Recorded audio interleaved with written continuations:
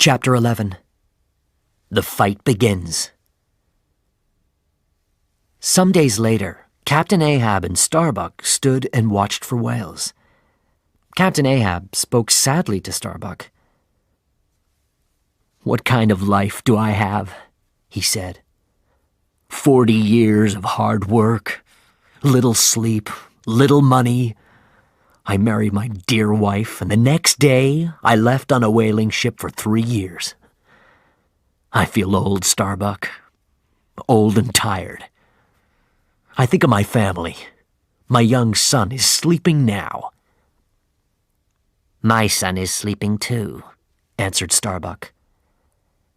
"Why don't we go home and see our boys, Captain?"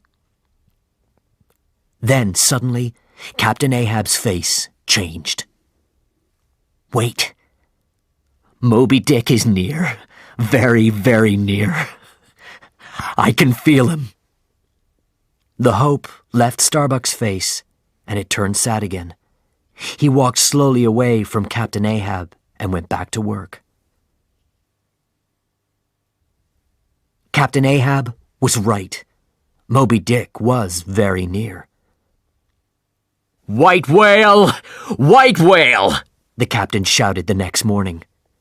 And there he was, the largest and most dangerous animal in the ocean. But at this minute, he was beautiful. When he came up out of the water, his great white body shone in the morning sun. Birds followed him and flew above him. Captain Ahab's face shone too. He was a child again, happy and excited. "Get the boats, men! Move!" he shouted. We didn't have many boats after the strong winds. Captain Ahab and his men climbed into the first boat. Captain Ahab spoke to Starbuck before he left. "Stay here," he said. "Then you can see your wife and child again." Now we were in the boats. Moby Dick came up out of the water again. He was a huge white mountain. There were harpoons in his body from his many fights with whalers. When he hit the ocean again, water showered down on us.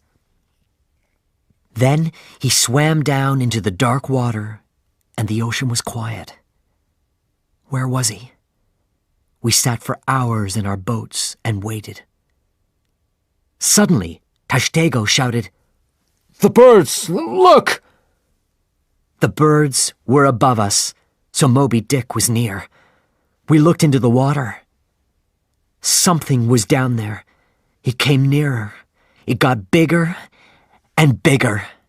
Then he was there, the huge white whale. He came up under Captain Ahab's boat. His mouth opened. I could see his teeth. He closed his mouth on Captain Ahab's boat and took it out of the water. Fadala and his men jumped into the ocean. Captain Ahab didn't jump. He stayed in the boat and shouted at Moby Dick. He tried to fight him, but he couldn't. His harpoon was in the ocean now, and he couldn't move easily with his whalebone leg. Then the boat broke and fell into the ocean. But Moby Dick didn't swim away. He started to swim around Captain Ahab and his boat. He began slowly. Then he swam faster and faster. We couldn't get near him in the other boats. We couldn't help Captain Ahab. "That whale is playing with him," said Stubb. The birds flew around and around in the sky above Moby Dick. "Get the whale! Bring the Pequod!" shouted Captain Ahab.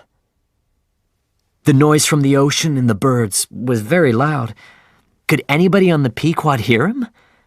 But the Pequod's sails went up. It turned and started to sail to the white whale. We watched from our boats. "It's going to hit Moby Dick!" we shouted. But suddenly, Moby Dick went down into the water again. The water stopped moving. The ocean was quiet. Moby Dick didn't come back. The whalers on the Pequod pulled Captain Ahab and his men out of the water. Captain Ahab's men were really afraid now. They shouted and cried. But Fedallah didn't speak. He walked away and looked out at the ocean. How did he feel? His cold black eyes showed nothing. Captain Ahab went to his room and got the gold.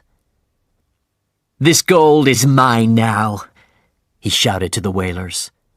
"I saw Moby Dick first, but I'll give it away. We will kill Moby Dick. The only question is, when? Who will see the White Devil first on that day?